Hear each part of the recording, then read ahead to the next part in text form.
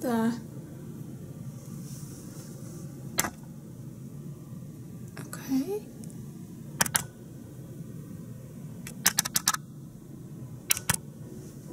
Screw it. Hello everybody, so today I'm going to be doing a movie review on The Giver. So I just got back from seeing The Giver and wow, that was a book to movie adaptation done right. I love The Giver movie and I think I might have liked it better than I liked the book. I actually read the book a few weeks ago because I guess I'm like the only person on this earth that hasn't read this book in 5th grade.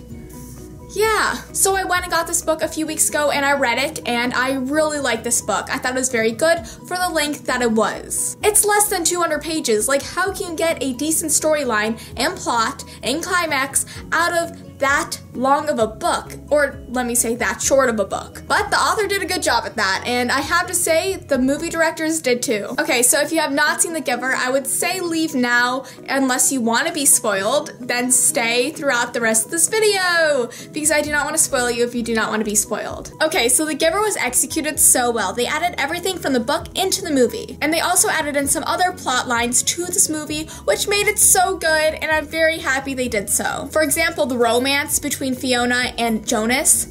Beautiful, so beautiful and cute.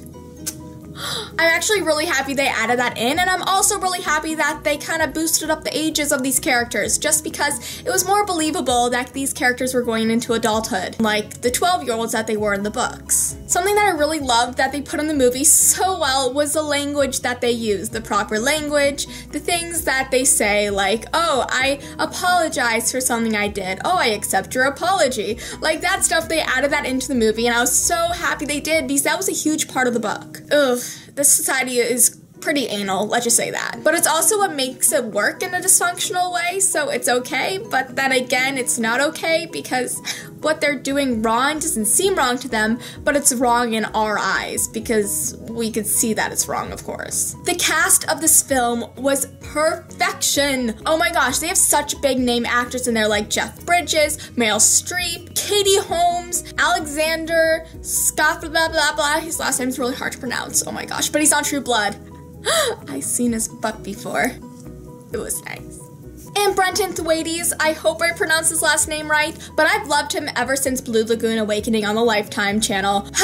He's so hot. And he's a really good actor too. Fun fact, he tried out for the role of Thor in Divergent. Ooh. And while we're on the course of Divergent right here, did the beginning of this movie to anybody else kind of seem like the beginning of Divergent? Not in a bad way, not saying like, ooh, they copied them, but it kind of just seemed like that. Like, I just an observation I observed. Just something like that. Why am I doing this? I don't know, I'm going down. The memories were also done very well in this movie because they actually added in some memories. For example, like they added in the memory of the wedding. They did not have that in the book, but I'm really happy they added that in because it made sense to have a happy wedding in the memories and not just like a snow memory. Like, you know, it kind of just like rounds it out and makes it kind of more interesting to watch. The snow memory was just like it was in the book, if a little bit different, but that's totally fine because you guys need to know in book to movie adaptations, sometimes they're going to be very different than the book, or sometimes they'll be very different in a good way, like The Giver was. Also, the community was very nice to see on the big screen just because I thought it was like 500 people in this community, not like 5,000. This community is so much larger than I initially thought it was. Has anybody else seen a recurring theme of cheesiness in book to movie adaptations? Not in a bad way, but it's cheesy.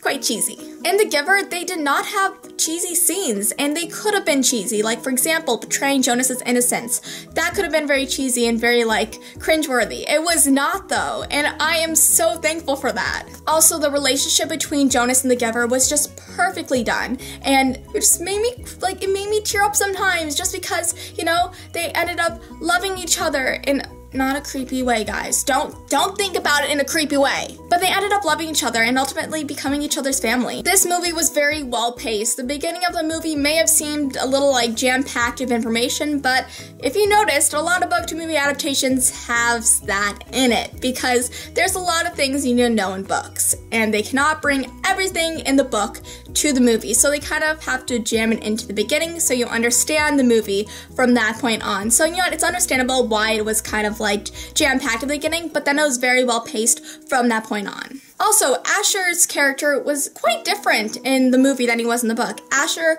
kind of showed up at the beginning of the book, and then he kind of just faded off into whateverness. But in the movie, he had a much larger role, which was awesome. I liked seeing that because it brought more depth to the storyline. Like, he was actually a droid pilot in the movie. In the book, he was a recreational person. Like, he was in charge of that stuff because he was like a silly guy in the book. I love how they have like the animals and they're like, oh, they're imaginary creatures. Like, this elephant is a hippo. And I'm like, oh my gosh, they're so clueless. It's an elephant. But of course they don't know that, and it makes me wonder, like, what else do they not know? They do not know a lot of things. Like when they were kissing, like when there was kissing on the big screen and like the council of like old people, they're like, oh, what's that? I'm like, it's kissing. You guys don't do it? Like, that's what I'm wondering. When you are paired with somebody, when you become husband and wife in the book, do they not do the dirty? Probably not. Just wondering. Jonas and the baby Gabriel, they escaped death like freaking like 5 times. Like, they're lucky.